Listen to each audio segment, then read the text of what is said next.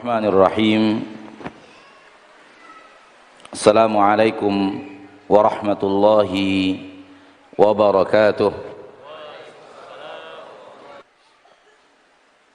Nahmaduhu wa nasta'inuhu wa nastaghfiruh wa min sayyiati a'malina. Man yahdihillahu fala mudilla lah wa man yudlil fala hadiya lah. Asyhadu an la ilaha illallah wahdahu la syarika lah wa asyhadu anna Muhammadan abduhu wa rasuluh sallallahu alaihi wa ala alihi wa ashabihi wa man tabi'ahum bi ihsanin ila yaumiddin wa sallama tasliman katsira. Ya ayyuhalladzina amanu taqullaha haqqa tuqatih wa la tamutunna illa wa antum muslimun. Ya ayyuhan nasu taqu rabbakumul ladzi wa khalaqa minha zawjaha wa batha minhuma rijalan katsiran wa nisaa'a. Innallaha kana 'alaikum raqiba. قولا سديدا يصلح لكم أعمالكم ورسوله فقد فاز فوزا عظيما. أما بعد فإن أصدق الحديث كتاب الله وخير الهدي هدي محمد صلى الله عليه وسلم وشر الأمور محدثاتها فإن كل محدثة بدعة wa kullu bid'atin dhalalah wa kullu dhalalat. Ma'asyiral muslimat al-hadirin wal hadirat wal musyahidin wal musyahidat, para pemirsa dimanapun anda berada, rahimani wa rahimakumullah.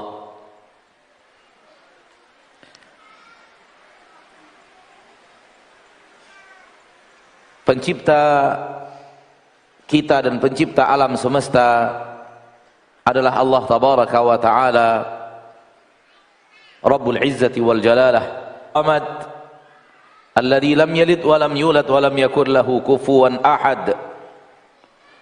Dia Allah yang Esa, tempat bergantung segala sesuatu, semuanya membutuhkan Dia.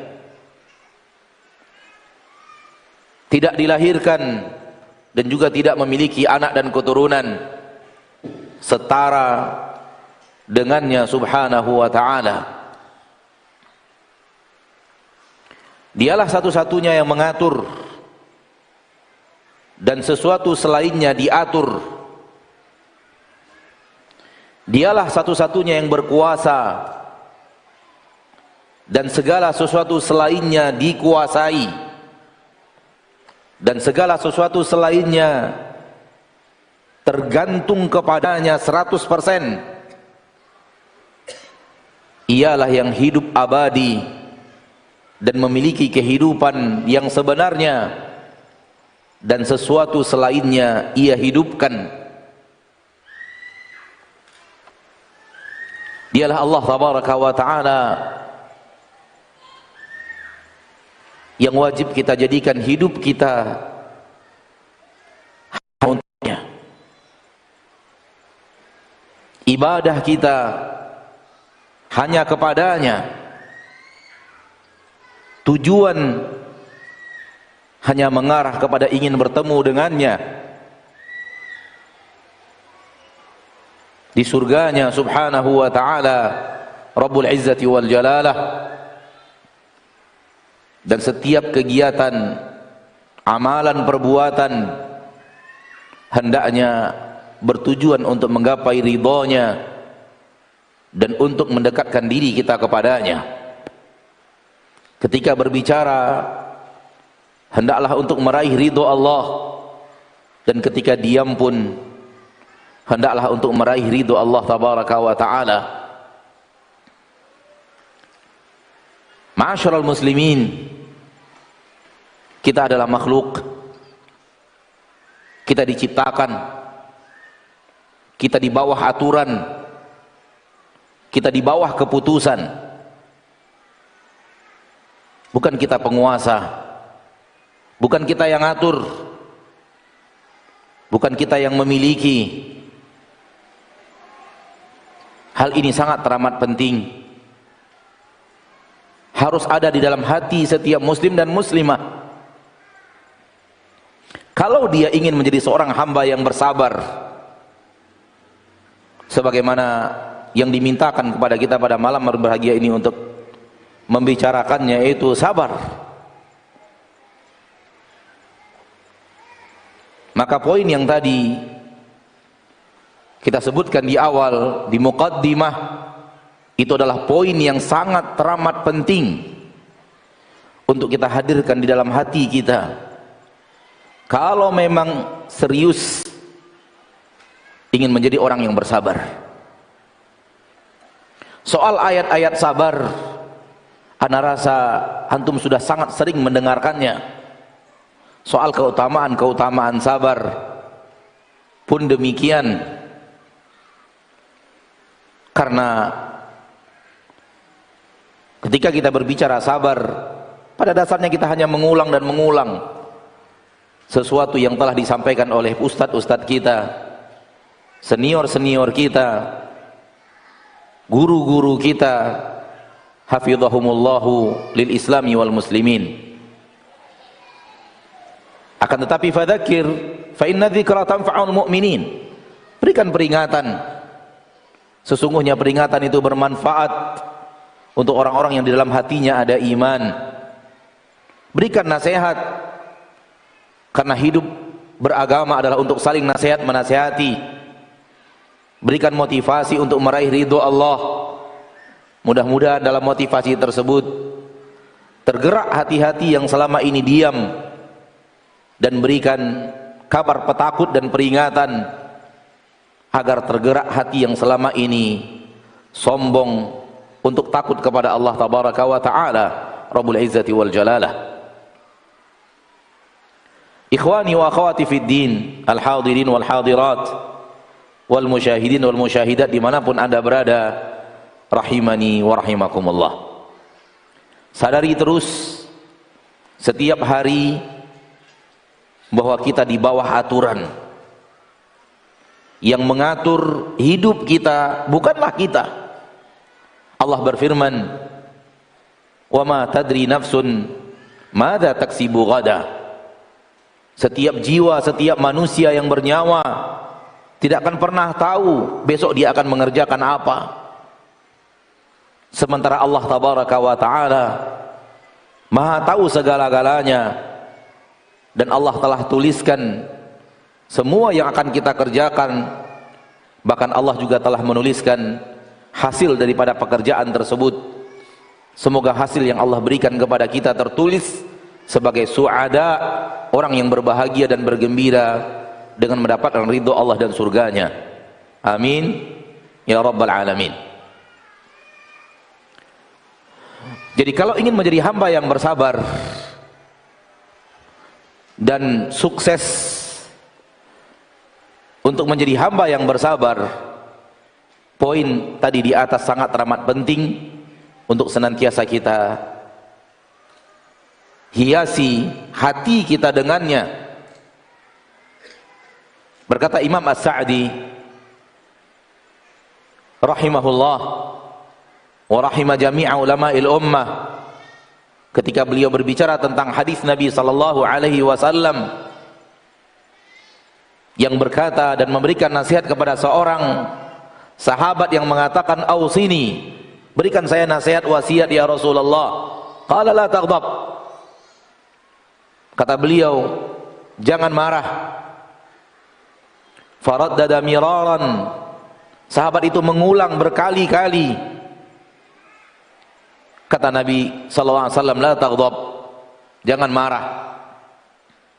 Hadis ini sangat masyhur, terutama kepada kita yang sering hadir di majlis-majlis ilmu atau sering mendengarkan kajian-kajian ilmu yang berhubungan dengan sabar.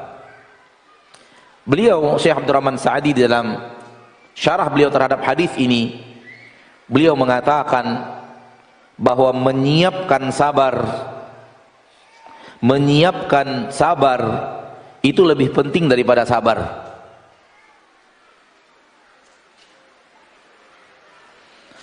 Karena sabar adalah hasil buah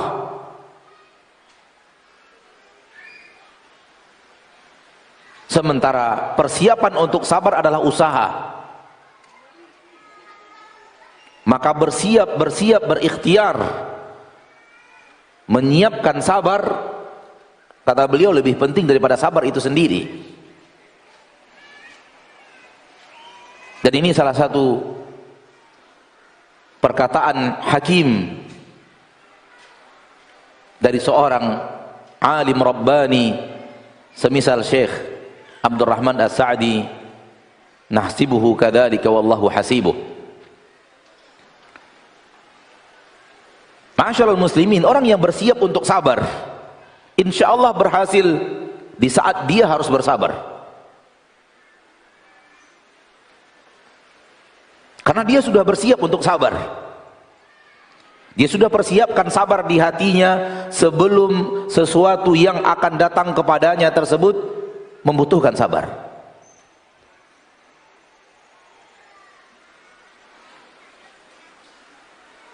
Sementara orang yang tidak melakukan persiapan sabar dan seketika datang hentakan pertama musibah tersebut, belum tentu dia siap untuk mendapatkan musibah itu. Adapun orang yang sudah melakukan persiapan, insyaallah taala akan berhasil atau mayoritas berhasil. Ketika musibah itu datang pertama kali dia mendengarkan, dia mendapatkan musibah, dia sudah memiliki persiapan untuk bersabar. Karena sabar itu dinilai oleh Allah tabaraka wa taala di pertama kali musibah itu pertama kita dengar, pertama kali musibah itu datang dan sampai kepada kita. Nabi SAW dalam hadis yang sahih Imam Muslim mengatakan, innama sabru inda sadmatil ula. Innama sabru inda sadmatil ula. Sabar itu dinilai dan dilihat oleh Allah di hentakan pertama. Maksud hentakan pertama, tabrakan pertama itulah di saat kita pertama kali mendapatkan kabar yang dengannya kita harus bersabar. Disitulah Allah akan menilai siapa yang bersabar dan siapa yang tidak bersabar. Ma'asyiral muslimin, ma'asyiral muslimat, rahimani wa rahimakumullah. Dan untuk sabar yang berhadapan dengan musibah, karena poin yang sedang kita bicarakan adalah salah satu di antara 3 sabar. Sabar di atas musibah, sabar meninggalkan maksiat, dan sabar mengerjakan ketaatan. Dan apa yang tadi kita sampaikan adalah di poin yang pertama, yaitu sabar berhadapan dengan musibah.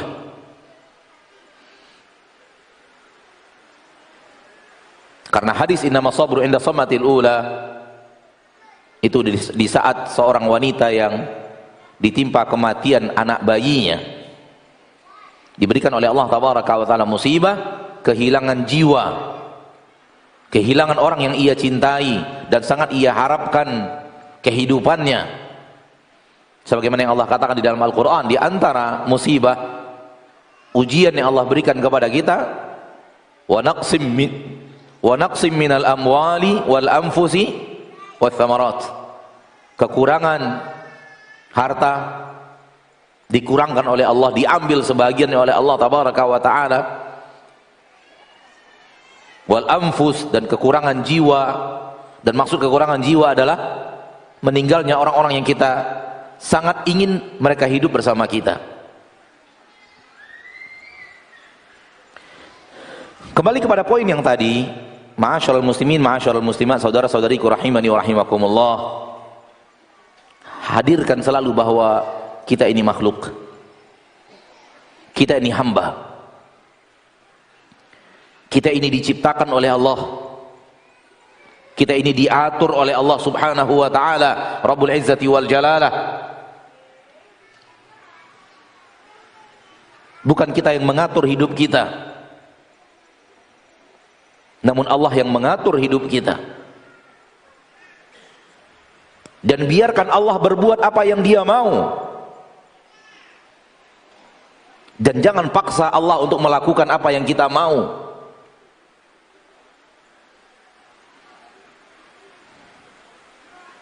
Karena apa yang Allah mau pasti semuanya kebaikan. Dan apa yang kita mau boleh jadi adalah bencana dan petaka dan musibah.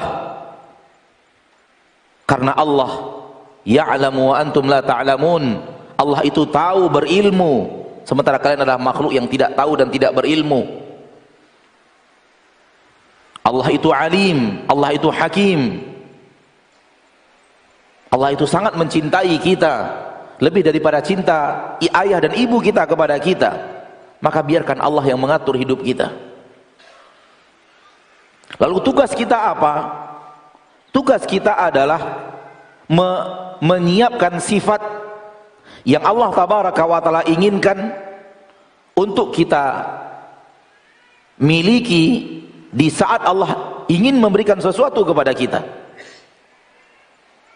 Akan memberikan sesuatu kepada kita. Di saat Allah memberikan sesuatu kepada kita, Allah ingin melihat dari kita sifat, bagaimana kita berhadapan dengan sesuatu yang Allah inginkan untuk terjadi dalam hidup kita. Kalau begini kita menata hati, apalagi berhasil berlatih dan berlatih menata hati seperti ini setiap hari, insya Allah menjadi orang yang bersabar. Dan akan masuk ke dalam firman Allah Tabaraka wa Ta'ala, wa basyiris sabirin, berikan kabar gembira terhadap orang-orang yang bersabar, yang ada di dalam Al-Quran, dan kemuliaan-kemuliaan lainnya yang ada di dalam Al-Quran tentang orang-orang yang bersabar.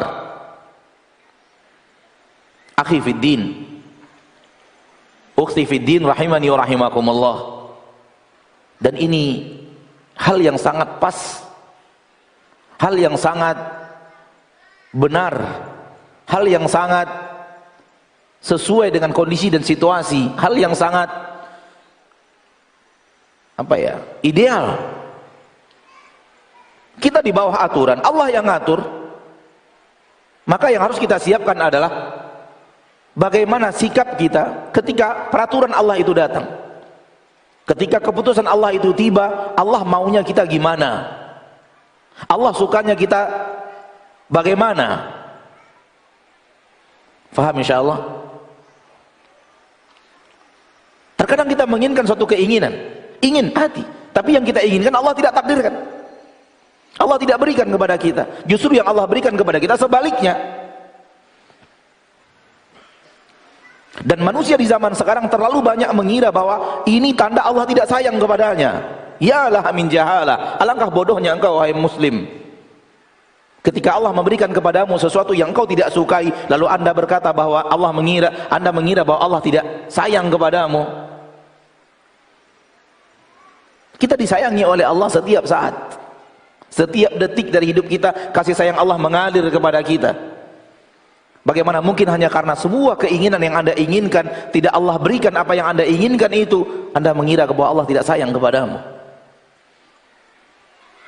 Ini kebodohan yang luar biasa. Ini adab yang sangat jelek kepada Allah Tabaraka wa Ta'ala, Rabbul Izzati wal Jalalah. Kita tahu Nabi yang sangat Allah uji dengan penyakit bernama Nabi Ayub, sehingga Allah Tabaraka wa Ta'ala memujinya di dalam Al-Quran, di dalam surat Sad kalau tidak khilaf. Allah mengatakan ni'mal abdu innahu awwab. Senikmat-nikmat hamba adalah Ayub. Senikmat-nikmat hamba adalah Ayub. Allahu Akbar. Pujian apa ini? Senikmat-nikmat hamba adalah Ayub. Kenapa? inna wajadnahu sabira. Kami benar-benar menemukan Ayub itu hamba yang sangat sabar. Ni'mal abdu, senikmat-nikmat hamba.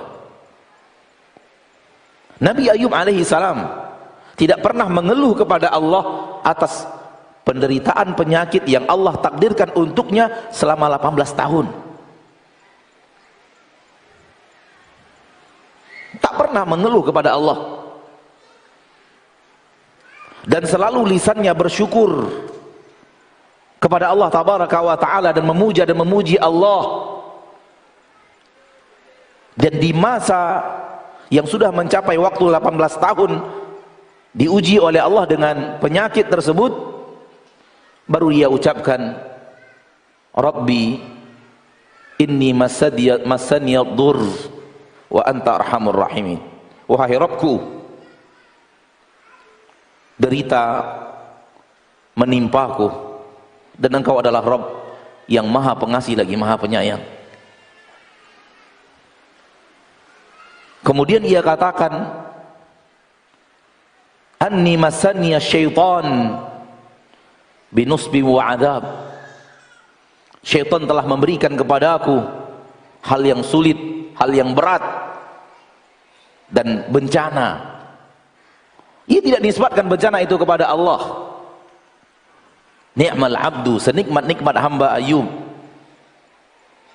Ma'asyiral muslimin, ma'asyiral muslimat rahimani wa rahimakumullah. Kalau kita mencerna keadaan ini, bahwa kemuliaan yang diraih oleh Nabi Ayub alaihi salam yang luar biasa di sisi Allah justru karena penderitaan.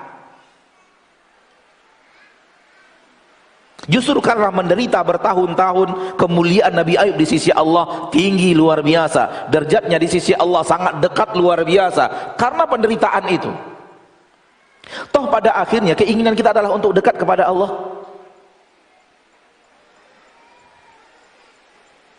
Kalau memang kita serius keinginan kita dekat kepada Allah, biarkan Allah yang mengatur dengan apa Allah inginkan kita untuk dekat kepadanya, dan jangan kita yang milih.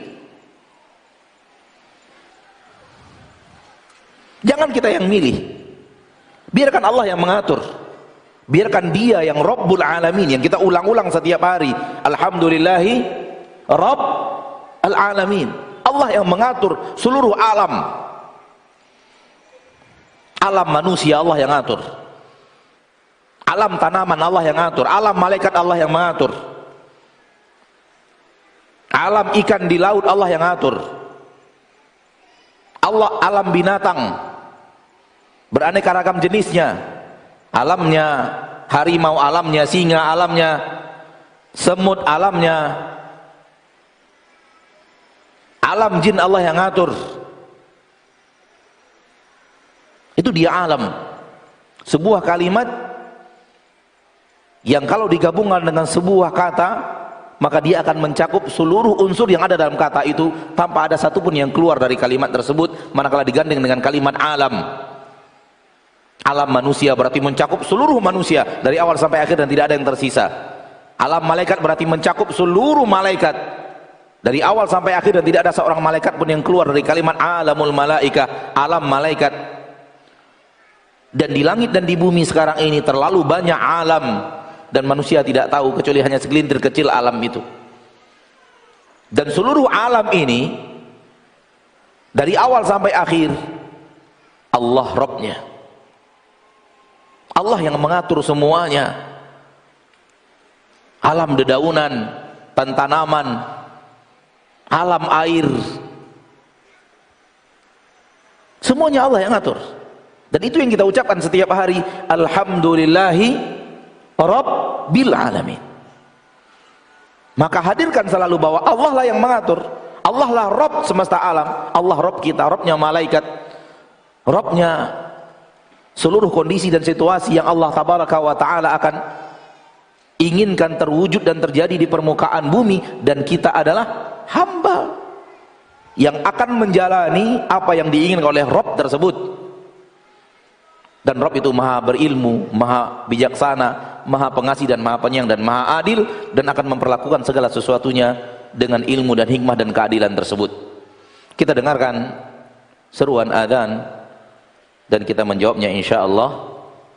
Kemudian setelah itu kita lanjutkan materi dan tanya jawab sepanjang atau yang Allah mudahkan untuk kita. Kita persilahkan kepada muadzin, falyatafaddal.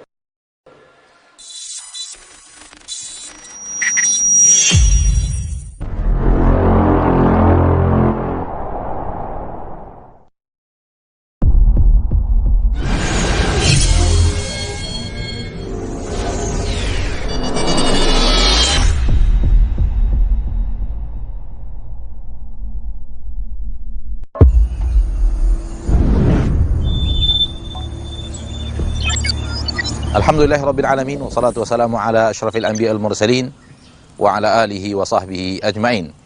Ma'asyiral muslimin, ma'asyiral muslimat, saudara-saudariku rahimani wa rahimakumullah. Alhamdulillah, puji syukur atas rahmat dan nikmat Allah tabaraka wa taala, Rabbul Izzati wal Jalalah. Kaum muslimin dan muslimat, inilah dia lahan untuk Markas Sunnah Nusantara Al-Hijrah, milik kita bersama. Kami hanya orang-orang yang antum berikan amanah untuk menjalankan roda dakwah di atas lahan ini. Pada dasarnya ini adalah dari kaum muslimin dan milik kaum muslimin dan untuk kaum muslimin. Dan mudah-mudahan ke depannya kita semakin dimudahkan oleh Allah tabaraka wa taala untuk menjalankan roda dakwah di lahan yang telah Allah mudahkan untuk kita miliki bersama. Walillahil hamd. Setelah pembebasan selesai, maka langkah berikutnya insyaallah taala kita akan membangun masjid sekaligus asrama untuk tempat kaum muslimin dan muslimat menuntut ilmu biiznillah azza wajal, di mana kita akan membentuk pusat halaqah ilmiah insyaallah terbesar di Indonesia biiznillah azza wajal.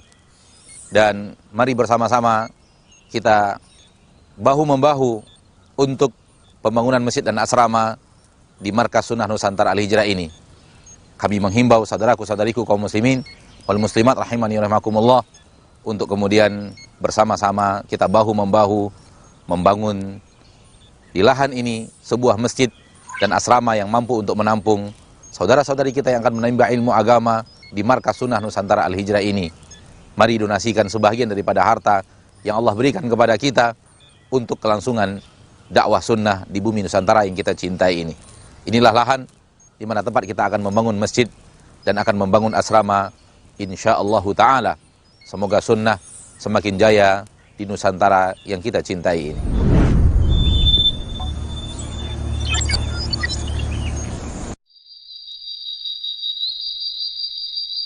Disyariatkannya ibadah tiada lain adalah untuk kebaikan hati.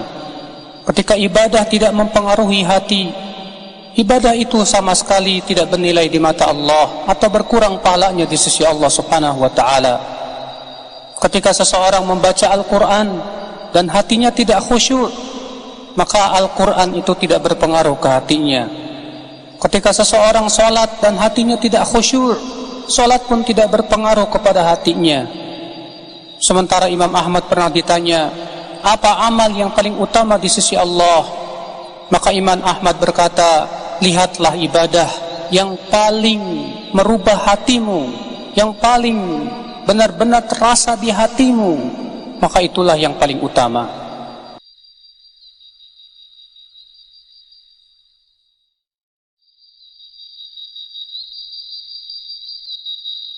Di dalam hadis sahih riwayat Imam Bukhari dan Muslim, Nabi SAW mengatakan, unzuru ila man huwa asfala minkum, lihatlah orang yang di bawah kalian, wala tanzuru ila man huwa fawqakum.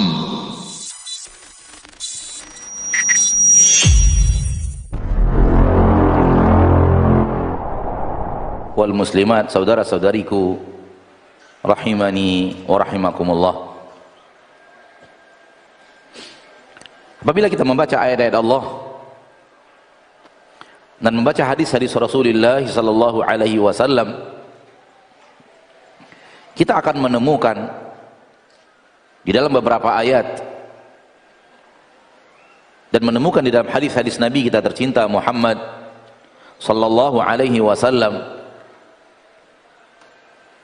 bahwa Allah akan pergantikan di dalam aturannya, keputusannya, keinginannya, apa yang ingin ia lakukan kepada hamba-hambanya, manusia dan jin.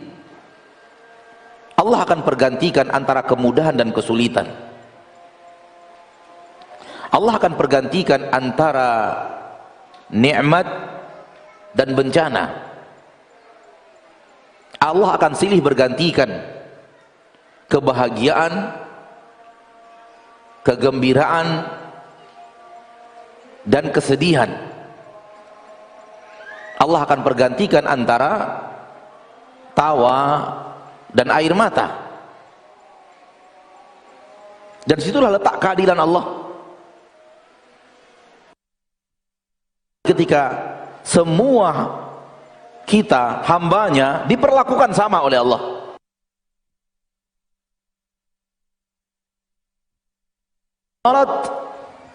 Diberikan nikmat, diberikan kemudahan, diberikan kesulitan, diberikan hal yang membuat kita bahagia, gembira dan kadang tertawa, diberikan hal yang membuat kita bersedih dan harus menangis dan mengeluarkan air mata. Semua manusia, semua hamba diperlakukan sama oleh Allah. Dan itulah keadilan Allah Rabbul Izzati wal Jalalah. Suatu hari di salah satu diskusi ringan bersama salah seorang ikhwan di rumahnya, kalau tidak salah pada sekitar tahun 2007 atau sebelumnya, 2006 atau 2007, lebih kurang. Ikhwan itu berkata, "Ustadz, saya ingin bertanya sebuah pertanyaan yang sudah sering saya tanyakan kepada beberapa orang, namun saya belum menemukan jawaban yang memuaskan." Saya katakan, silahkan, semoga saya memiliki ilmu untuk menjawab apa yang antum butuhkan dan sesuai dengan apa yang antum harapkan. Dan ternyata beliau mengatakan, "Ustaz, Allah tabaraka wa ta'ala ketika mengatur hamba-hambanya ditakdirkan ini orang kaya, memiliki harta dan memiliki kelapangan rezeki, dan ini orang-orang yang miskin dan kekurangan rezeki. Dan manakala kita lihat dan kita perhatikan, kita akan melihat orang-orang yang Allah berikan rezeki berlimpah kepadanya jauh lebih sedikit dibanding yang Allah berikan kepadanya sesuatu yang tidak seperti itu. Allah sempitkan rezekinya dan Allah tidak lapangkan, dan Allah tidak berikan kepadanya harta yang melimpah. Baik, pertanyaannya apa, Pak? Dia bertanya, di mana letak keadilan Allah di sini? Itu yang ia tanyakan.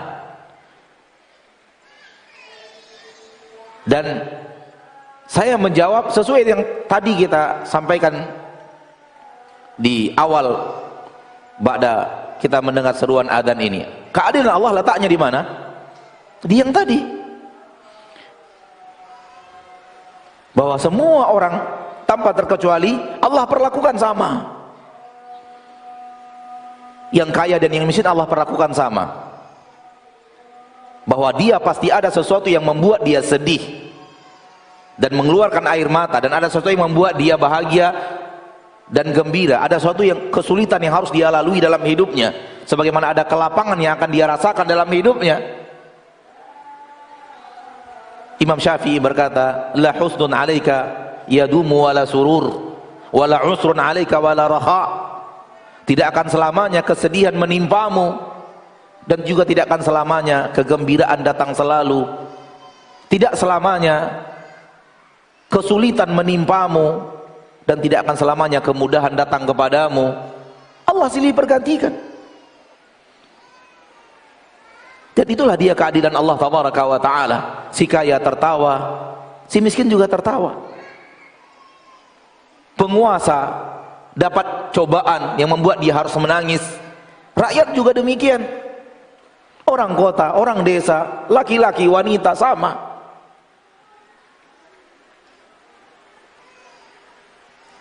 Maka jangan lihat keadilan Allah dari harta. Karena rata-rata manusia menakar rahmat dan nikmat Allah dengan harta. Dan ini kesalahan yang super luar biasa. Kalau hartalah yang menjadi takaran untuk menilai rahmat dan kasih sayang Allah, dinilai dari harta. Orang yang di lapangan rezekinya berarti Allah sayang. Orang yang Allah sempitkan rezekinya berarti Allah tidak sayang. Kalau begitu harusnya Qarun lebih Allah sayangi dibanding Nabi Muhammad sallallahu alaihi wasallam. Kalau begitu Fir'aun harusnya lebih Allah sayangi dibanding Nabi Ayub alaihi salam. Ternyata kan tidak demikian. Justru Fir'aun dan Qarun yang memiliki harta yang berlimpah ruah, pasukan yang hampir memimpin mayoritas dunia ketika itu, ternyata orang yang dibenci oleh Allah dan dilaknat oleh Allah dan jadikan simbol manusia-manusia bejat di permukaan bumi. Dan namanya begitu ternama dan tersohor dengan kebejatannya, kefasikannya, dan kemaksiatan dan keingkaran dan keangkuhannya. Maka jangan menilai rahmat dan nikmat Allah dengan harta. Kalau Allah lapangkan berarti Allah sedang sayang kepada saya. Kalau Allah sempitkan berarti Allah sedang tidak peduli kepada saya. Ini adalah ungkapan manusia-manusia yang tidak tahu siapa Allah dan apa hikmah di balik apa yang Allah tabaraka wa ta'ala perbuat kepada hambanya. Maka ikhwani fiddin, Allah berkehendak, hikmah Allah tabaraka wa ta'ala terwujud, dan sunnatullah tabaraka wa ta'ala berlaku pada hambanya, bahwa semua kita diuji dengan sesuatu yang akan membuat kita bahagia dan diuji dengan sesuatu yang akan membuat kita menderita. Diuji dengan sesuatu yang membuat kita merasa kelapangan, kemudahan, keringanan, dan diuji juga dengan sesuatu yang akan membuat kita merasa berat, kesulitan, kepedihan. Silakan buka surat Al-Fajr. Di dalam surat Al-Fajr Allah tabaraka ta'ala mengatakan semua itu ujian. Semua yang Allah takdirkan kepadamu, kelapangan, adalah ujian. Semua yang Allah takdirkan kepadamu, kesempitan, adalah ujian. Dua-duanya ujian, bukan bukti rahmat. Allah tabaraka wa ta'ala berfirman, فَأَمَّا الْإِنسَانُ إِذَا مَبْتَلَاهُ رَبُّهُ فَأَكْرَمَهُ وَنَعَّمَهُ فَيَقُولُ رَبِّي أَكْرَمَنْ وَأَمَّا إِذَا مَبْتَلَاهُ فَقَدَرَ عَلَيْهِ رِزْقَهُ فَيَقُولُ رَبِّي أَهَانَنْ. Lihat di dalam ayat ini, perhatikan dengan sesama ayat tersebut. Allah membantah orang yang mengatakan, orang yang merasa bahwa orang yang diberikan harta, diberikan kelapangan berarti Allah sedang sayang, Allah sedang peduli. Dan orang yang disempitkan rezekinya oleh Allah tabaraka wa ta'ala berarti orang itu Allah sedang tidak peduli kepadanya, tidak sayang kepadanya. Allah katakan, fa'ammal insanu idza mabtalahu rabbuh. Adapun manusia manakala Rabbnya memberikan ujian kepadanya, Lihat garis bawahi kalimat diuji. Anda sedang diuji oleh Allah. Dengan cara apa? Fa'akramahu wa na'amah. Allah muliakan dia di tengah manusia. Dan Allah curahkan nikmat-nikmat dunia kepadanya. Fayaqulu rabbi akraman. Manusia itu akan berkata, Rabbku sedang memuliakan diriku. Wa amma idza mabtalahu. Namun apabila Rabb itu sedang menguji dia, lihat ujian lagi, di atas ujian lagi, di atas ujian, kelapangan, kemudahan, derajat di tengah manusia, pangkat dan jabatan, kemuliaan di tengah manusia, dan nikmat-nikmat yang Allah curahkan, Allah sebut ujian, bukan bukti rahmat dan kasih sayang. Walau manusia menganggapnya rahmat dan kasih sayang, dan bukti rahmat dan kasih sayang, bukti rahmat dan kasih sayang, dia adalah rahmat dan kasih sayang pasti, tapi bukan bukti bahwa Allah sayang kepadanya.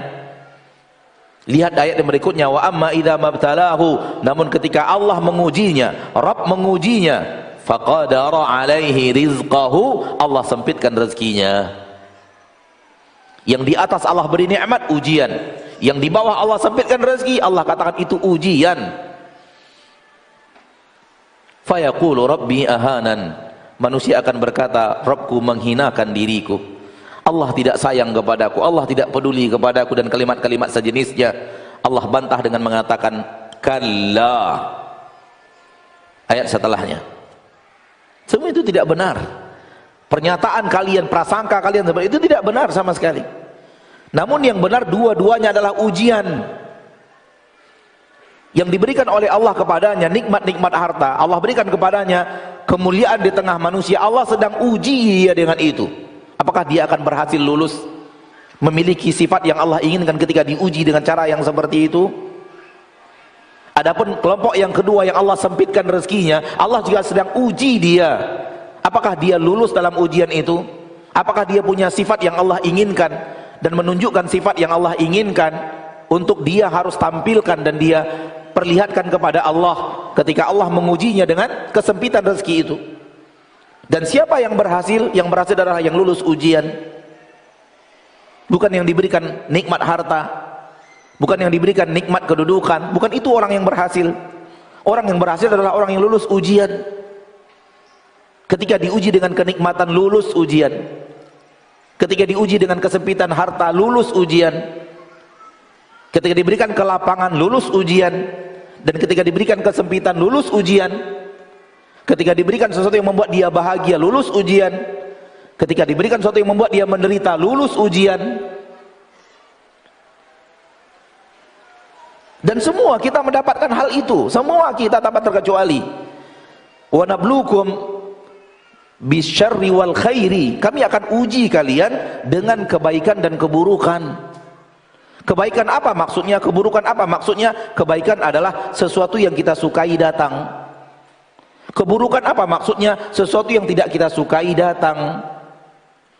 Kami akan uji manusia itu dengan kebaikan dan keburukan. Kami uji dia dengan sesuatu yang dia sukai. Apakah dia lulus ujian? Kami uji dia dengan sesuatu yang tidak dia sukai. Dan ini bahasan kita pada kesempatan yang berbahagia ini. Sabar. Sifat yang Allah inginkan. Kalau kita sedang diuji dengan hal yang tidak kita sukai, Allah ingin kita sabar atas apa yang ia inginkan dan ia takdirkan kepada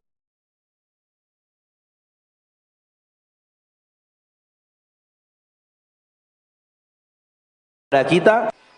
Walanabluwannakum hatta na'lamal mujahidin minkum wasabirin wa nabluwa akhbarakum. Kami akan uji kalian sehingga kami tahu siapa hamba-hamba kami yang sabar.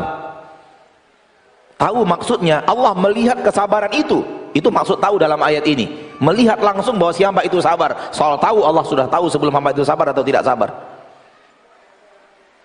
Ini maksudnya para ulama ahli akidah ketika ditanyakan poin yang seperti ini, Allah menguji kita agar Allah mengetahui siapa yang bersabar. Apa maksud mengetahui di sini? Kata para ulama ahli akidah, Allah melihat langsung hamba itu bersabar.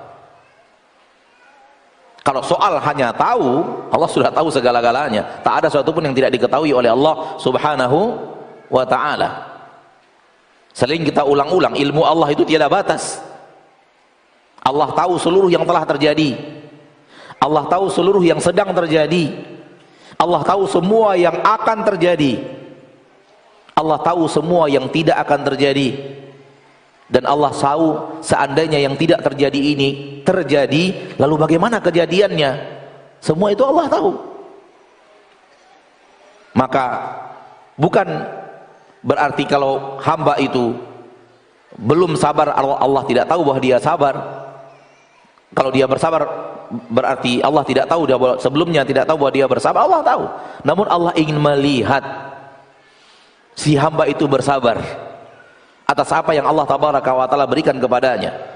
Oleh karena itu salah satu iman kita terhadap takdir adalah yang baik dan yang buruk. Takdir Allah semuanya baik.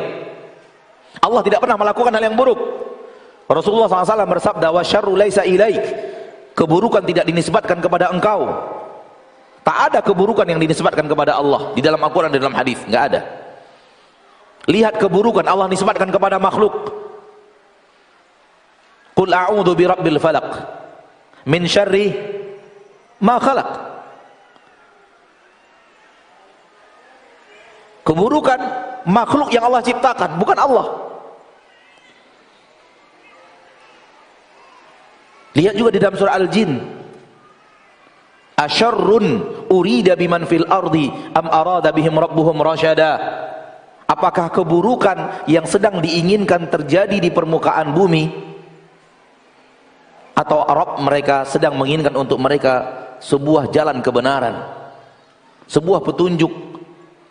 Ketika bicara petunjuk dan jalan kebenaran dinisbatkan kepada Rabb, dan ketika itu adalah keburukan tidak dinisbatkan kepada Allah.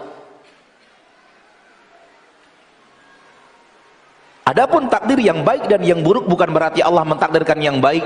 Ada takdir Allah yang baik, ada takdir Allah yang buruk. Berarti Allah mentakdirkan sesuatu yang buruk, melakukan hal yang bukan itu maksudnya.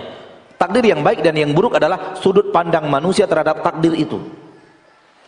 Sesuatu takdir yang Allah takdirkan, takdir itu baik, namun menurut manusia dia buruk, dia tidak suka takdir itu. Itu dia takdir buruk. Takdir yang manusia tidak ingin itu datang, tidak suka dengan kedatangannya. Dan takdir yang baik maksudnya adalah takdir yang disukai manusia datang. Yang Allah takdirkan yang kita sukai itu takdir baik. Yang Allah yang datang kepada kita yang tidak kita sukai itu takdir buruk. Bukan berarti Allah menciptakan keburukan, bukan.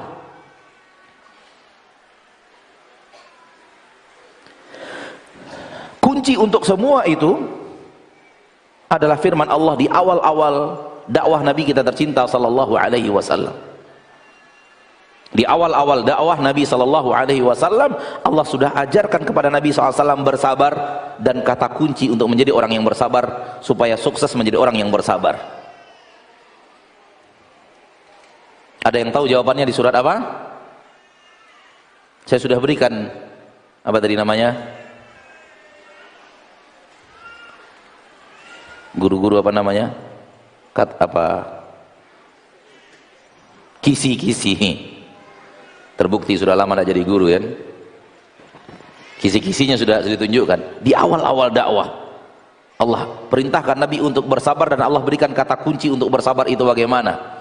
Ada yang tahu ayat apa? Ana yakin antum hafal, dan banyak yang hafal kalau tidak semuanya. Dalam surat Al-Muddathir, di awal-awal surat Al-Muddathir, dan surat Al-Muddathir adalah yang kedua kali turun setelah surat Al-Alaq. Berarti di awal-awal dakwah, di awal-awal kenabian, di situ Allah Tabaraka wa Ta'ala menyuruh Nabi SAW untuk bersabar dan memberikan kata kunci untuk berhasil menjadi orang yang bersabar itu. Allah berfirman, ya ayyuhal muddathir qum fa'anzir wa rabbaka fakabbir wa thiyabaka fatahhir war rujza fahjur wa la tamnun tastakthir. Dan setelah itu wa li rabbika fasbir. Ini dia dalilnya yang tadi. Wa li rabbika fasbir. Bersabarlah wahai Rasul. Bersabarlah. Perintah untuk bersabar. Karena dakwah itu sangat berat. Mengajak orang kepada jalan Allah itu tidak ringan. Menjadi orang yang mau menegakkan amar ma'ruf nahi mungkar itu penuh rintangan, sehingga membutuhkan kesabaran tingkat tinggi. Para nabi dan para rasul dipilih menjadi para nabi dan para rasul karena Allah melihat mereka orang yang paling mahir bersabar dari kaumnya. Karena mereka orang yang paling pandai bersabar dari kaumnya, dipilih menjadi nabi dan rasul. Sehingga para nabi dan para rasul adalah puncak orang-orang yang bersabar di kaumnya. Ma'asyarul muslimin, ma'asyarul muslimat, rahimani wa rahimakumullah. Ketika Nabi disuruh bersabar, Allah berikan kata kunci, yaitu li rabbika. Sabarlah engkau untuk mengharapkan Rabbmu. Sabar untuk mengharapkan ridho Allah. Sabar untuk dekat kepada Allah. Sabar agar dengan sabar itu kita disayangi, dicintai oleh Allah Rabbul Izzati wal Jalalah. Ini dia ma'asyiral muslimin, ma'asyiral muslimat, sesuatu yang harusnya kita kerjakan dan kita berlatih untuk mengerjakannya, dan selalu berlatih dan berlatih. Sampai kapan?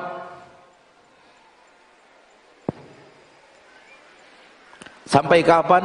Sampai meninggal dunia. Karena selagi kita masih hidup sebagai seorang makhluk, Allah tabaraka ta'ala akan uji kita dengan sesuatu yang tidak kita sukai datangnya, dan kita akan merasakan sesuatu yang tidak kita sukai dari siapapun kita bermuamalah. Bahkan orang terdekat sekalipun dengan kita, kita akan merasakan sesuatu yang tidak kita sukai datang dari mereka.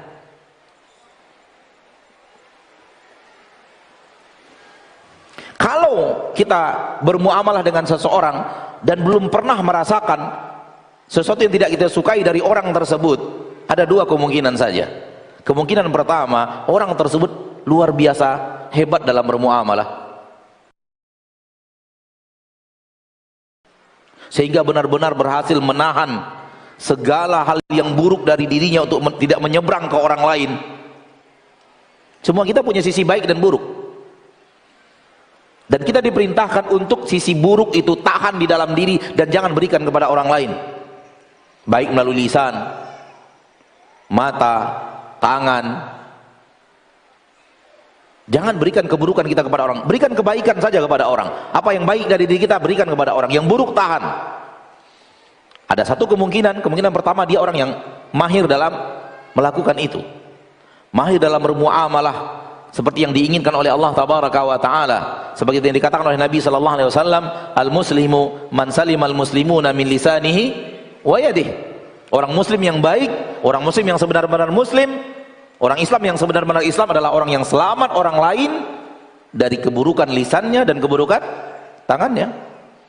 Ini kemungkinan pertama. Kemungkinan yang kedua, muamalah Anda dengan dia hanya sekali-sekali, jarang. Sehingga apa? Anda tidak merasakan keburukan dari orang tersebut. Kenapa? Terlalu jarang muamalahnya. Ketemu beliau hanya sekali sepekan, itu pun pasif. Ustadz ngomong di podium, di mimbar, dia duduk di bawah mendengarkan. Setelah kajian selesai, dia pun pulang. Ustadz pulang, ketemu pekan yang akan datang di kajian yang sama, di materi yang sama, di buku yang sama, di faham maksudnya? Sehingga hanya sekali-kali, muamalah yang sangat terbatas. Wajar kalau seperti itu kita tidak menemukan aniaya dari dia, tapi coba bersama dia terus. Coba berbisnis dengannya, coba bertetangga dengannya, coba bersafar berkali-kali dengannya, akan terlihat, akan terasa. Rasanya tak ada orang lebih sayang kepada kita lebih daripada orang tua kita.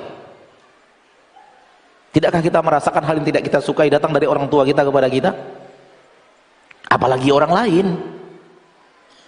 Maka jangan pernah berharap dari manusia Anda hanya akan menemukan dari mereka kebaikan, dan Anda tidak akan menemukan dari mereka hal yang tidak Anda sukai. Orang yang paling di antara manusia yang sangat paling mencintai Anda adalah anak Anda sendiri, istri Anda sendiri. Kalau saya tanya sekarang, banyak dapat aniaya dari istri, Pak? Senyum. Senyum itu tanda iyanya gitu.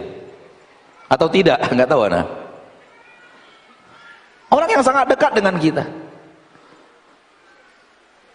Kalau orang yang sangat dekat dengan kita, mencintai kita, kita menemukan aniaya dari dirinya kepada kita, pahamlah kita, semua manusia juga pasti akan seperti itu.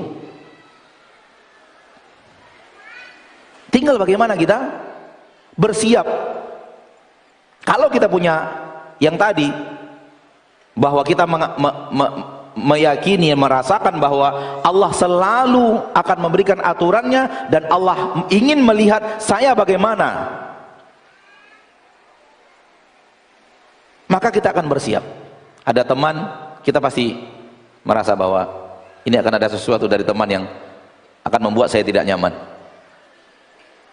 Ada tetangga, hal yang sama. Ada suami, hal yang sama. Mau kemana kita lari? Dulu ketika antum belum menikah, pasti ada hal yang rumit yang antum mengira kalau udah nikah kayaknya nyaman ini. Betul tidak? Sekarang udah nikah, berkurang atau bertambah?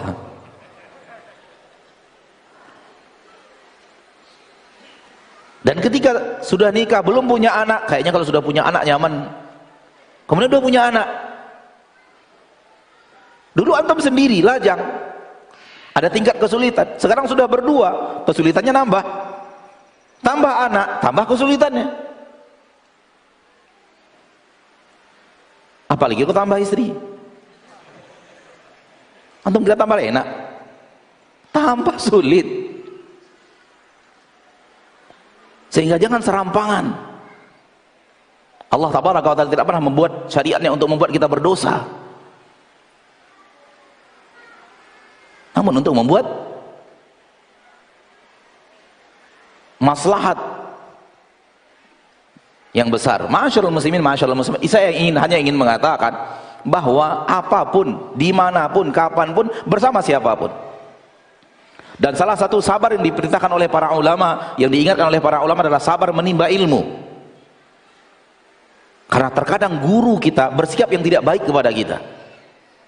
Bersikap yang tidak baik maksudnya tidak kita sukai sifat itu. Sikap itu yang dia lakukan kepada kita tidak kita sukai. Belum tentu yang dia lakukan itu buruk, belum tentu. Buruk atau tidak buruknya ini bahasan yang berbeda, bahasan lain. Namun yang kita lihat adalah sikap yang dia lakukan kepada kita bukan sikap yang kita sukai untuk dia lakukan kepada kita. Paham yang saya maksud, yakin? Jangankan kita, ulama-ulama ternama, ulama-ulama dunia, ketika bercerita kesulitan mereka menimba ilmu, salah satu diantaranya adalah sabarnya mereka kepada sikap guru dan sifat guru. Tahukah kita bahwa Imam An-Nasai pernah diusir oleh gurunya dari majelis ilmu? Diusir oleh gurunya. Sedang ada di majelis ilmu, sedang bersama gurunya, bersama sahabat-sahabat menimba ilmu, ketika itu diusir. Keluar dari majelis ilmu. Saya tidak suka orang-orang seperti dirimu. Pernah diusir Ustaz?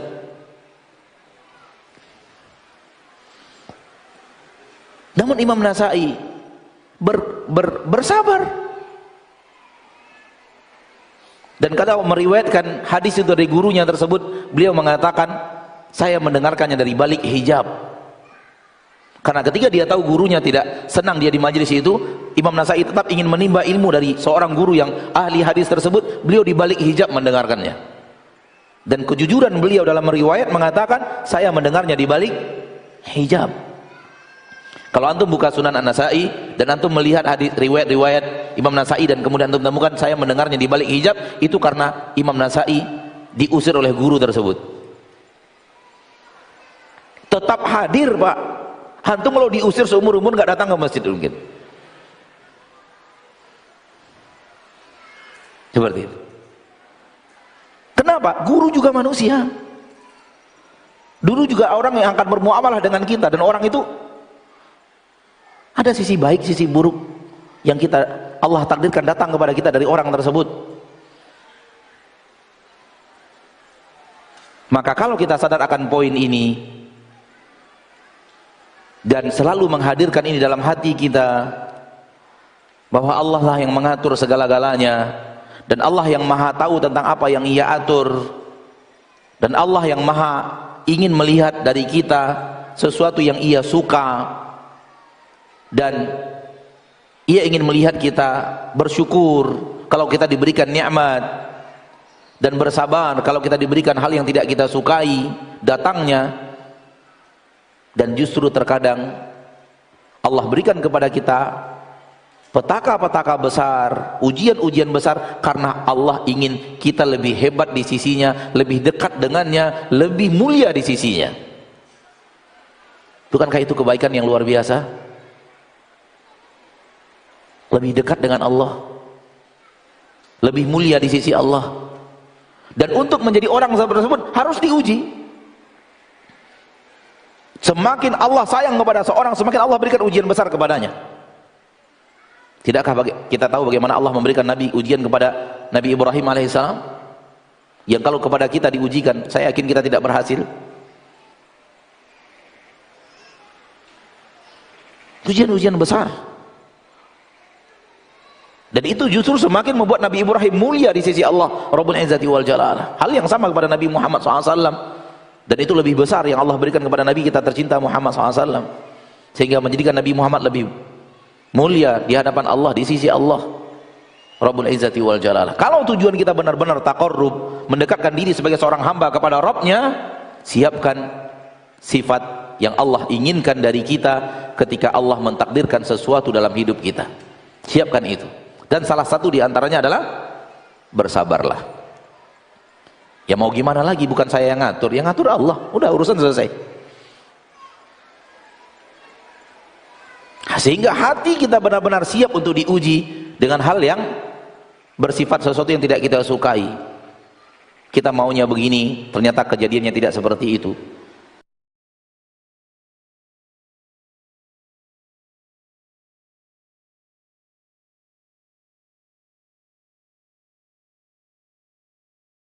Kita ingin yang seperti ini, ternyata yang terjadi. Maka rumus hidup ada di baterai itu. Satunya positif dan satunya negatif. Satunya hal yang kita sukai, satunya hal yang tidak kita sukai. Baterai kalau hidupnya positif saja nggak jadi baterai, nggak akan hidup. Atau semuanya negatif saja juga tidak akan hidup, tidak akan nyala lampu. Harus bersatu antara positif dan negatif. Maksud positif adalah kelebihan yang Allah berikan kepada kita. Maksud negatif adalah kekurangan yang Allah berikan kepada kita. Hal yang kita sukai datang positif, hal yang tidak kita sukai datang negatif. Maka mudah-mudahan dengan kalimat ini selalu terngiang-ngiang kepada antum, karena ana yakin semua kita pasti pegang baterai atau melihat baterai. Mudah-mudahan setiap melihat baterai ingat kajian ini. Ingat rumus hidup. Rumus hidup adalah baterai. Ada positifnya, ada hal yang kita sukai, ada hal yang membuat kita bahagia, ada hal yang kita punya kelebihannya, orang lain punya kekurangan dalam kelebihan yang kita miliki. Dan juga ada negatifnya, ada hal yang tidak kita sukai datang, ada kekurangan yang kita miliki. Yang kekurangan yang kita miliki itu dimiliki oleh orang lain, kelebihan orang lain. Maka rumus hidup dalam kekurangan itu adalah jangan biasakan mata kita melihat kekurangan itu. Jangan biasakan mata kita melihat kekurangan kita. Yang kekurangan kita adalah kelebihan orang lain.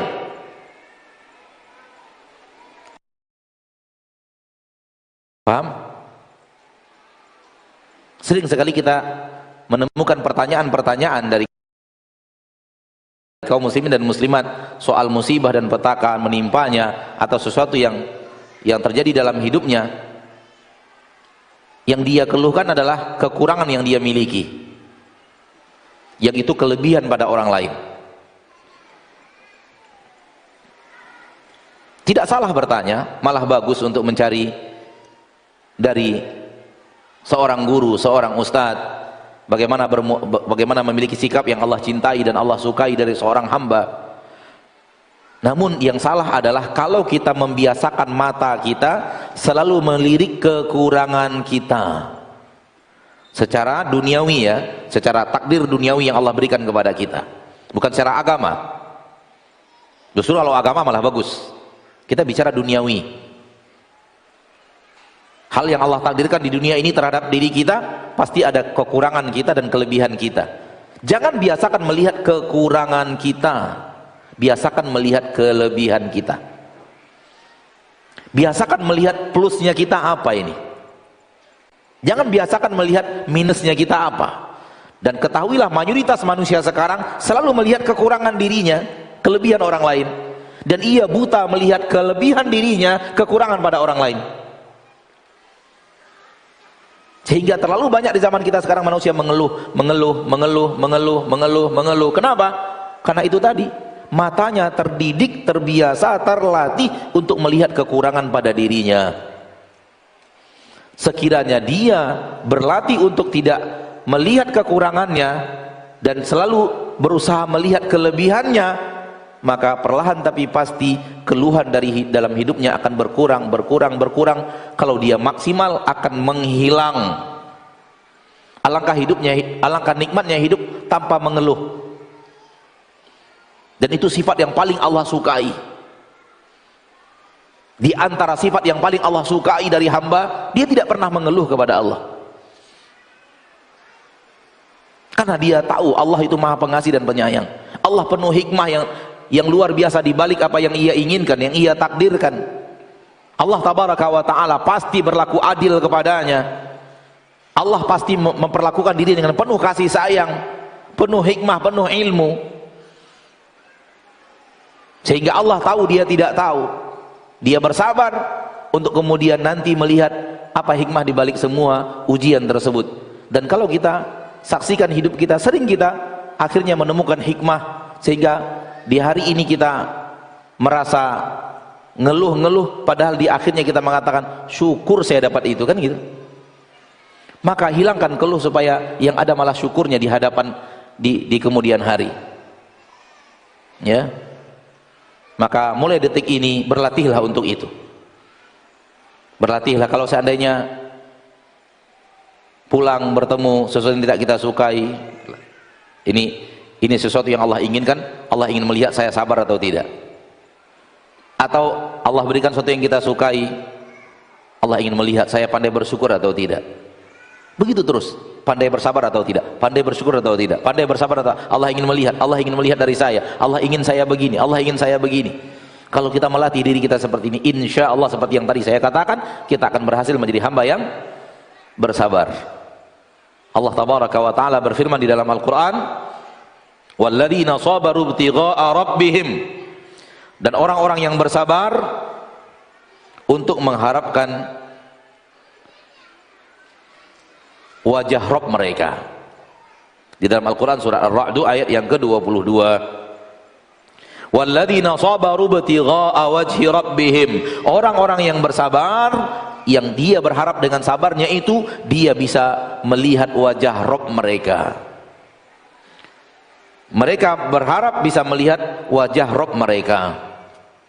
Sama dengan yang tadi maknanya dalam surah Al-Quran surah Mudaththir, wali rabbika fasbir, bersabarlah agar Allah sayang kepada kita dan Allah ridho kepada kita dan Allah maafkan dosa dan kesalahan kita dan Allah masukkan kita ke dalam surga, dan di dalam surga Allah akan bertemu dengan hamba-hambanya yang hidup di dalam surga itu nanti. Semoga ada saya dan anda di sana. Amin ya rabbal alamin. Maka bersabarlah untuk mengharapkan wajah Allah, mengharapkan bisa bertemu dengan Allah di surga. Bersabarlah untuk bisa mendapatkan surga Allah tabaraka wa ta'ala. Dan ini sama dengan firman Allah di dalam Al-Quran surat Al-Insan, wa jazahum bima sabaru, kami berikan kepada mereka ganjaran yang baik disebabkan mereka adalah orang-orang yang telah bersabar. Apa ganjaran yang baik itu? Jannatan wa harira, kami berikan kepada mereka surga dan kami berikan kepada mereka sutra. Semoga kita berkumpul di surga Allah dengan memakai sutra di surga Allah. Sampai di sini materi kita pada kesempatan yang berbahagia ini semoga bermanfaat, dan orang yang berbicara juga orang yang sedang berlatih dan berlatih. Jangan kira guru yang berbicara itu sudah mahir semua. Ya, mahir berbicara, mahir berlatih dalam kehidupan itu belum tentu. Boleh jadi antum lebih mahir daripada para guru yang berbicara di hadapan antum, dan boleh jadi sebaliknya juga. Tidak tertutup kemungkinan. Intinya ini adalah hal yang harus kita lakukan, dan bukan berarti adalah orang yang berbicara berarti lebih mahir dan lebih pandai. Namun secara ilmu dan rumus mungkin dia lebih tahu. Setelah kita tahu ilmu dan rumusnya, semua kita bermusyawarah, berlomba menjadi yang terbaik. Dan berlatihlah insyaallah taala. Allah tabaraka wa taala ingin melihat daripada kita sifat yang dia cintai dan dia sukai. Di antara yang ia sukai dan ia cintai daripada kita adalah sifat sabar di saat Allah memberikan kepada kita apa yang tidak kita suka. Yakinlah, mulai antum keluar dari majelis taklim ini sampai antum wafat nanti, antum akan bertemu salah di antara kisah hidup antum adalah yang tadi. Karena hidup itu hanya dua, kemudahan dan kesulitan, kesedihan dan kebahagiaan, dan nikmat atau musibah. Semoga materi ini bermanfaat dan bisa kita amalkan, dan kita berlatih untuk selalu menjadi hamba yang ingin dilihat oleh Allah melakukan sifat yang diridhoi dan dicintai oleh Allah Subhanahu wa taala. Di dalam kertas ini ada tulisan dari sebuah instansi riba. Mohon maaf saya tidak bacakan. Apalagi antum yang sudah rajin mengaji masih memakai kertas-kertas dari instansi riba. Mana pengamalan antum? Mudah-mudahan yang nanya bukan orang yang rajin ngaji. Tapi kalau sudah rajin ngaji masih sering ada merek-merek instansi riba di bukunya, dan dengan buku itu dia bawa ngaji. Mana berkahnya, akhi? Bukankah riba itu dosa yang diperangi Allah dan Rasulnya? Dengan kertas yang diperangi oleh Allah dan Rasulnya antum menimba ilmu agama. Qul la yastawil khabithu wat thayyib. Takkan sama antara yang keji dan yang suci dan yang keji, tidak sama. Maka kawan yang suci adalah suci, kawan yang keji adalah keji, jangan dicampur adukkan. Kadang-kadang kita kurang sadar ya, kurang ngeh, dan kewajiban orang yang mengetahui dan berilmu untuk mengingatkan, dan kewajiban kita untuk bersabar dan mengamalkan semuanya. Kadang-kadang kita pakai jaket, dan di jaket itu tertulis.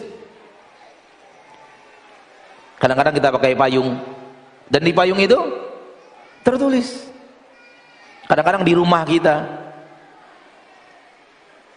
kadang-kadang kita kurang peduli, di rumah kita pasang jamnya, tertulis di situ. Ya kan? Instansi-instansi riba. Dari Pak Adi, tambah 2 huruf setelahnya. Nah, kita lanjutkan dengan pertanyaan berikutnya. Mohon maaf ya, ana sengaja melakukan itu supaya tadzkir bagi kaum muslimin dan muslimat. Semoga kita semakin dekat dengan yang suci dan jauh daripada yang tidak suci. Enggak selesai kayak gini. Mau baca datang lagi, mau baca datang lagi. Mohon disusun saja di bawah ya.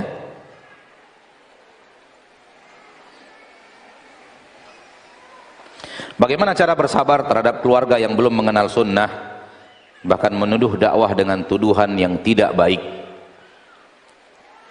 Bukankah itu juga dialami Nabi kita tercinta Muhammad sallallahu alaihi wasallam? Dan apa yang antum alami tak seberapanya dibanding yang dialami Nabi sallallahu alaihi wasallam. Tahukah anda, wahai saudaraku, saudariku, Rasul anda berdakwah kepada sekelompok kaum yang datang berhaji ke Mekah, didatangi oleh Nabi.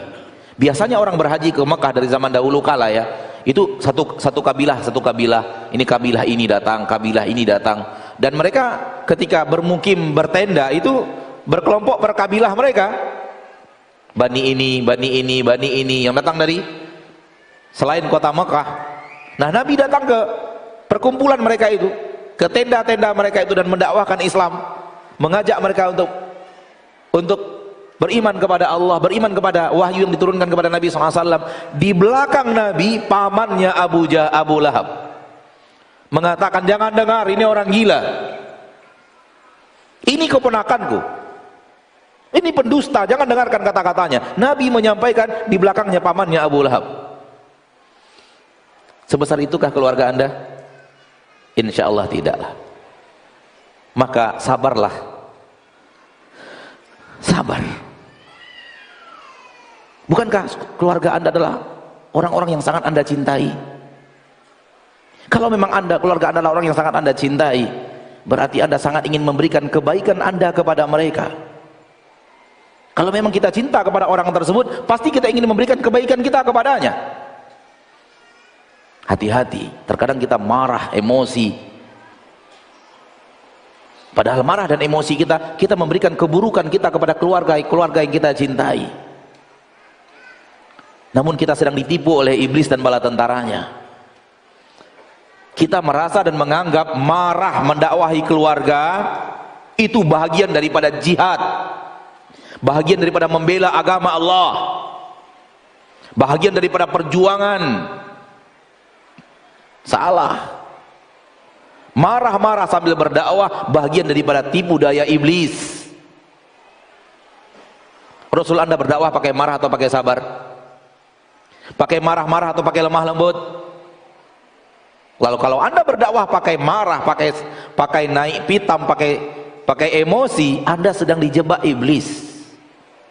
Kata iblis, lanjutkan, kamu sedang membela agama Allah, lanjutkan, Allahu Akbar. Wa ja'alnahum a'immatan yahduna bi amrina, kami jadikan mereka pemimpin-pemimpin mengajak manusia untuk berjalan di atas jalan hidayah. Lamma sabaru, tatkala mereka bersabar, bukan lamma sangaru, tatkala mereka sangar-sangar, tatkala mereka marah-marah. Lihat apa yang dikatakan oleh Allah kepada Nabi SAW, fabima rahmatin minallahi lintalahum walau kunta faddan ghalidhal qalbi lam faddu min hawlik. Karena Allah telah berikan rahmat kepadamu, engkau sabar, engkau lemah lembut kepada mereka. Kalau engkau keras, berhati keras, kasar kepada mereka, seperti emosi-emosinya kita, marah-marahnya kita, kalau seperti itu, lam faddu min haulik, mereka akan berhamburan meninggalkan dirimu. Maka jangan jadikan diri Anda sebagai sebab orang menghindar dari agama Allah, sebab orang makin jauh dari agama Allah dengan melihat sikapmu yang tidak baik dan tidak benar. Semakin engkau marah, semakin orang yakin agama Anda sesat. Karena orang awam punya kaidah yang benar, Nabi saja nggak pakai marah. Nabi saja nggak pakai marah. Masjidnya dikencingi nggak pakai marah Nabi. Sudah dengar ceritanya? Pasti sudah dengar. Orang awam datang dari Badui, pergi ke pojok masjid, kencing di situ. Semua sahabat marah. Bahkan sebagian sahabat berdiri ingin melakukan aksi, ditahan oleh Nabi. Biarkan. Dibiarkan selesai, sampai selesai kencing. Setelah itu diperintahkan untuk ambil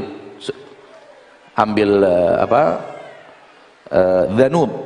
Dhanub itu ember tapi besar. Ya, takarannya besar, itu dhanub. Kalau ember yang takarannya biasa-biasa saja namanya dalun. Tapi kalau sudah besar itu dhanub. Maka diperintahkan untuk mengambil ember yang besar, kapasitas airnya besar, suruh tuangkan di titik di mana dia kencing itu. Karena masjid Nabi kita tetap sampai Rasulullah wafat pasir. Ya. Tuangkan, selesai. Lalu dipanggil oleh Nabi, didekati oleh Nabi, disuruh dekat dengan Nabi sallallahu alaihi wasallam dan menasihati baik-baik, ini rumah Allah, tidak pantas untuk dikotori dengan cara-cara yang seperti ini. Artinya dilemah lembuti oleh Nabi SAW, padahal dia sudah mengencingi masjid. Padahal para sahabat ingin melakukan aksi, ya, karena sudah pantas juga dibegitukan kalau dilihat gitu. Tapi lihat kelembutan Nabi kita tercinta Muhammad Sallallahu Alaihi Wasallam. Saking dia melihat Nabi begitu lembut, katanya, Allahumma arhamni wa Muhammada wala tarham ma'ana ahada. Ya Allah, rahmati aku dan Muhammad, jangan ikut sertakan yang lain selain kami. Kata Nabi SAW, hajar tawasi'an, kamu telah mempersempit sesuatu yang sangat luas. Tapi begitulah Nabi bermuamalah. Tukah Anda bahwa Nabi suatu saat Nabi SAW dari belakang ditarik serbannya oleh orang awam sehingga merah di leher Nabi SAW, saking kuatnya tarikan itu. Begitu Nabi melihat, menoleh kepadanya, ada apa? Ternyata, berikan saya sedikit harta yang Allah berikan kepadamu. Minta duit dengan cara-cara seperti itu. Kalaulah kita dibegitukan, entah tahu apa yang terjadi. Itulah Nabi kita tercinta sallallahu alaihi wasallam. Maka berdakwahlah dengan lemah lembut kepada keluarga kita. Artinya berikan kebaikan kita kepada mereka.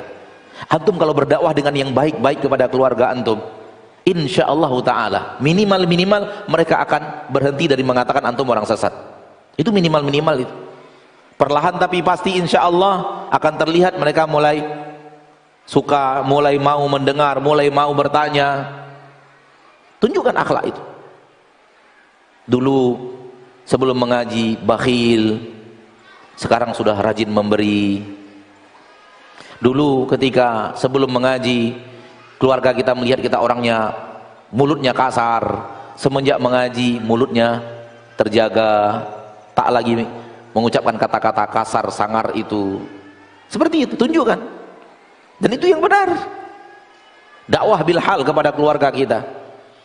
Sembari tentunya doakan. Doakan. Wallahu ta'ala alam.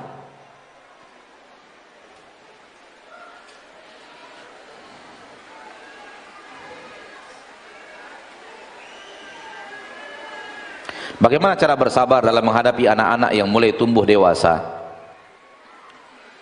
Kewajiban kita untuk mengingatkan. Kewajiban kita untuk mencarikan tempat mereka bisa belajar agama dengan baik. Kewajiban kita untuk mengawasi siapa kawan dan temannya. Dan kewajiban kita untuk mengawasi apa yang mereka lihat dan apa yang mereka tonton untuk zaman kita sekarang ini. Ya. Dan kewajiban kita untuk menyampaikan apa yang benar kepada mereka dan hindari kebiasaan yang banyak terjadi di zaman kita sekarang ketika menasihati anak, orang tua di dalam hatinya kamu harus berubah setelah saya nasihati. Hindari itu. Berharap anak berubah bagus, harus berubah salah. Bisa membedakan? Kita menasihati, harapan di hati kita anak kita berubah. Itu bagus. Kita nasihati dalam hati kita kamu harus ikut. Itu gak benar. Karena Nabi pun tidak pernah berdakwah dengan kamu harus ikut, itu gak pernah. Nabi kita tak pernah berdakwah dengan cara yang seperti itu. Kenapa? Kamu harus ikut, itu berarti ngatur. Itu ngatur. Sementara alam ini bukan kita yang ngatur. Yang ngatur siapa? Allah. Jadi kewajiban dakwah adalah al-balaghul mubin. Wa ma 'alaina illa al-balaghul mubin. Tak ada kewajiban kami kecuali menyampaikan. Anda tidak lebih baik berdakwah daripada Nabi Nuh, itu pasti. Tapi alhamdulillah Allah mudahkan anak-anak Anda ikut. Dan tidak Allah mudahkan itu kepada Nabi Nuh, kepada seorang anaknya. Anak Nabi Nuh ada 3. Salah satu di antaranya tidak ikut. Kalau dilihat kemampuan berdakwah, tidak ada apa-apanya dakwah kita dengan dakwah Nabi Nuh. Qala inni da'utu qaumi lailan wa nahara. Aku mendakwahi kaumku siang malam. Inni a'lantu lahum wa asrartu lahum israra. Terkadang saya i'lankan, saya jelaskan, terkadang saya sembunyi-sembunyi ngomongnya. Dan itu pun falabitha fi qaumi alfasanatin illa khamsina ama. 1000 tahun kurang 50. 950 tahun. Saya yakin antum yang mendakwahi anak ini belum 950 kali. Belum, saya yakin aja. Allahu a'lam benar apa tidak. Nabi Nuh 950 tahun siang malam. Tapi Allah takdirkan, Allah berbuat apa yang Allah inginkan, dan apa yang Allah perbuat adalah keadilan dan kebenaran dan hikmah yang luar biasa untuk dijadikan suri tauladan di antaranya, bahwa berdakwah itu tidak harus sampai orang itu ikut. Kalau berdakwah harus sampai orang itu ikut, berarti kalau orang itu tidak ikut, dakwah gagal. Beranikah kita mengatakan Rasul kita gagal mendakwahi pamannya Abu Talib, Abu Lahab? Beranikah kita mengatakan Nabi Ibrahim gagal mendakwahi ayahnya Azar? Kita pasti tidak berani. Walau ayahnya Nabi Ibrahim tidak ikut Nabi Ibrahim, Abu Talib dan Abu Lahab tidak mengikuti Nabi kita tercinta Muhammad sallallahu alaihi wasallam. Kenapa? Karena dakwah itu bukan orang itu harus berubah. Berubah dan tidak berubahnya dia Allah yang ngatur, bukan kita. Wallahu taala a'la wa a'lam.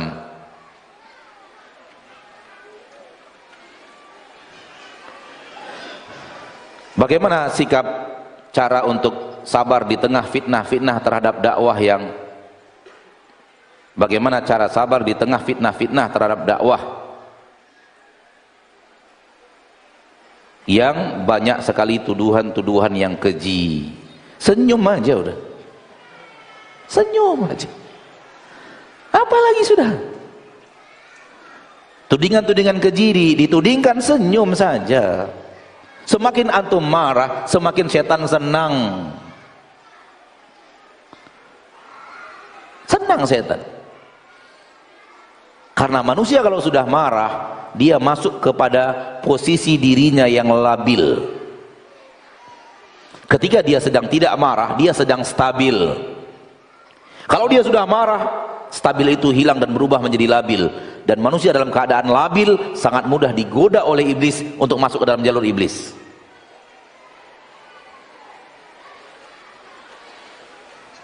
Bukankah Allah Tabaraka wa Ta'ala telah mengatakan di dalam Al-Quran bahwa para nabi dan para rasul punya musuh-musuh dari kalangan jin dan manusia, manusia dan jin. Wa kadzalika ja'alna likulli nabiyyin aduwan syayatin al-insi wal jin. Demikianlah kami telah jadikan untuk para nabi musuh-musuh dari setan-setan manusia dan setan-setan jin. Kenapa disebut manusia dulu baru jin? Kata para ulama, karena para nabi lebih merasakan mudarat manusia dibanding mudarat jin. Wallahu a'lam. Jadi santai saja, senyum saja. Akhi fiddin, antum tidak bisa menjahit mulut manusia untuk tidak berbicara. Bisa? Kalau bisa, boleh, silakan.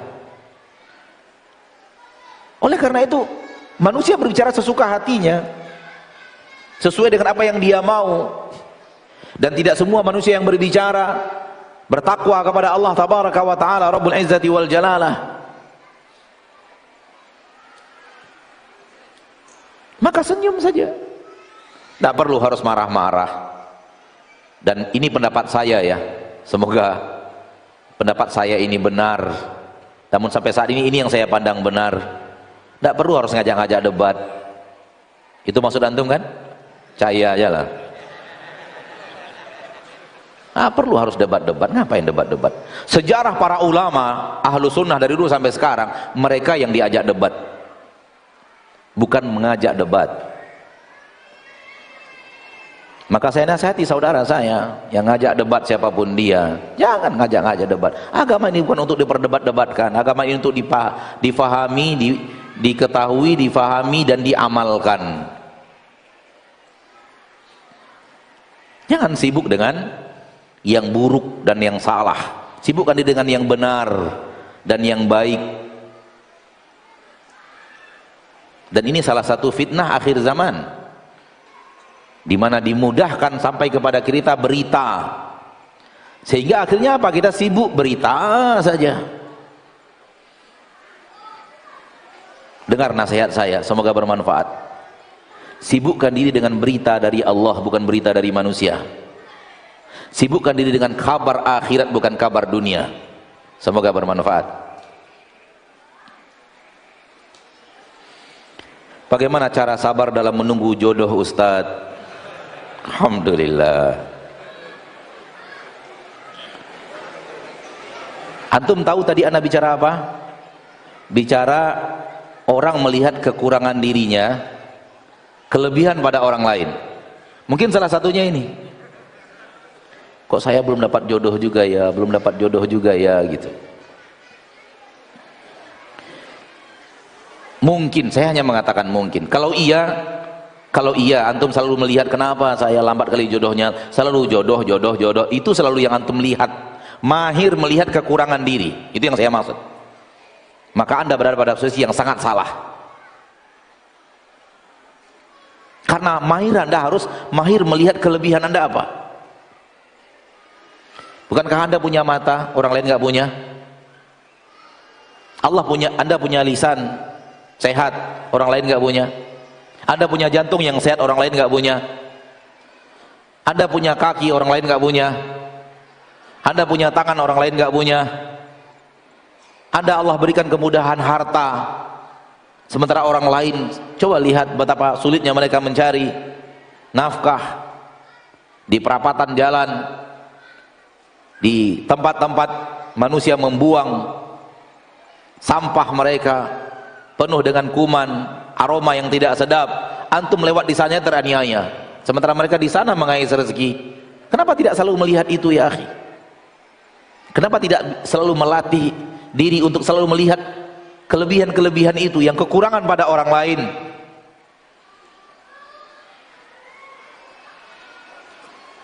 Maka kalau kita berlatih untuk melihat kelebihan tadi, kelebihan kita didik mata kita untuk melihat itu, maka insya Allah bisa bersabar dengan sampai sekarang belum dapat jodoh.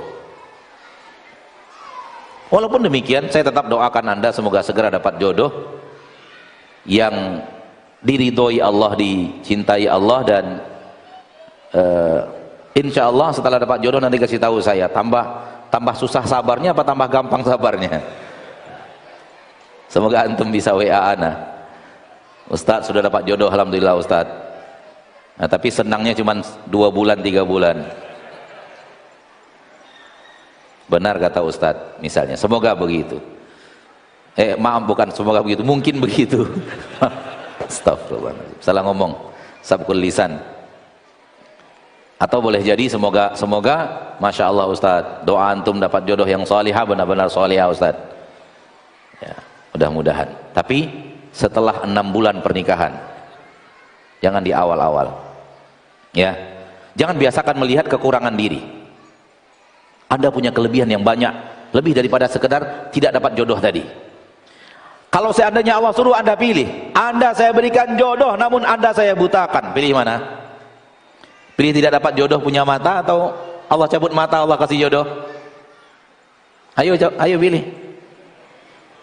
Nah, berarti mata Anda lebih hebat, lebih penting, lebih mulia, lebih Anda butuhkan dibanding wanita yang dia adalah jodoh Anda itu. Kenapa tidak Anda bersyukur besar terhadap mata?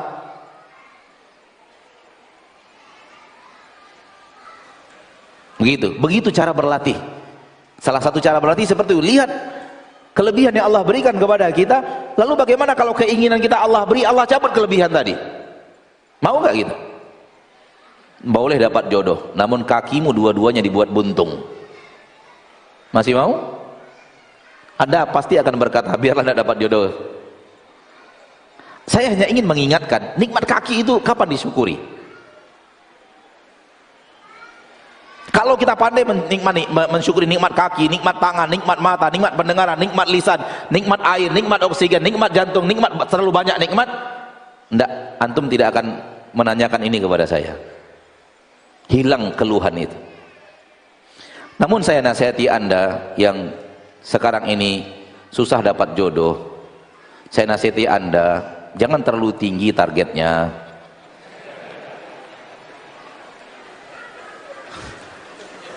Kadang-kadang targetnya terlalu tinggi, maunya begini, maunya begini, maunya begini. Ditawaran yang ini, enggak. Ditawarkan yang ini, enggak. Saya mau yang begini, yang begini.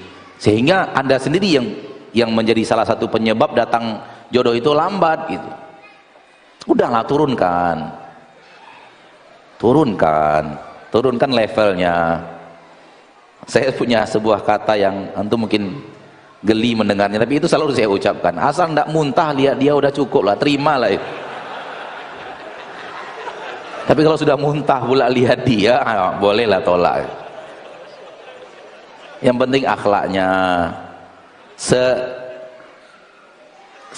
tidak apapun, tidak seperti yang kita idam-idamkan, misalnya penampilannya. Kalau dia punya hati yang lembut, sabar, patuh, taat, pasti makin lama makin terlihat kesukanya kita kepada dia.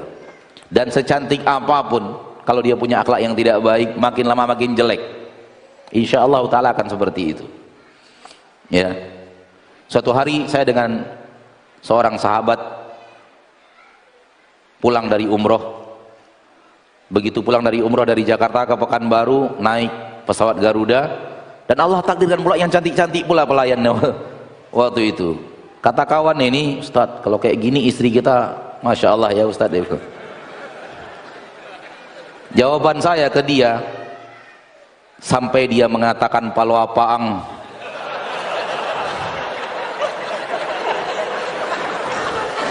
Kalau sudah mengucapkan itu, dia hilang cantiknya. Sampai dia ucapkan pala bapak lu ke kita. Kalau dia diucapkan itu, hilang cantiknya, percayalah. Saya ingin mengatakan kepada dia, adab dan akhlak seorang istri dan penting, jauh lebih penting daripada penampilannya dan semacamnya itu. Keindahan, kecantikan wanita ada dua, kata Ibnul Qayyim. Kecantikan luar dan kecantikan dalam. Dan yang kecantikan dalam itu lebih penting daripada kecantikan luar. Kecantikan luar sekedar jangan muntah, udahlah. Sampai di sini pertemuan kita pada malam hari yang berbahagia ini. Semoga Allah memberikan balasan yang besar kepada antum yang mau bersabar duduk di majelis ilmu dan berdiri di majelis ilmu. Semoga Allah tabaraka wa ta'ala memberikan kepada kita sifat-sifat yang Allah cintai dan Allah ridhoi, dan mewafatkan kita di atas sifat-sifat itu. Dan semoga Allah tabaraka wa ta'ala mewafatkan kita di atas husnul khatimah, memberikan kepada kita maghfirah dan memberikan kepada kita selamat dari adab di neraka dan berbahagia dengan masuk surga. Amin ya rabbal alamin. Subhanakallahumma wa bihamdika asyhadu an la ilaha illa anta astaghfiruka wa atubu ilaik. Assalamualaikum warahmatullahi wabarakatuh.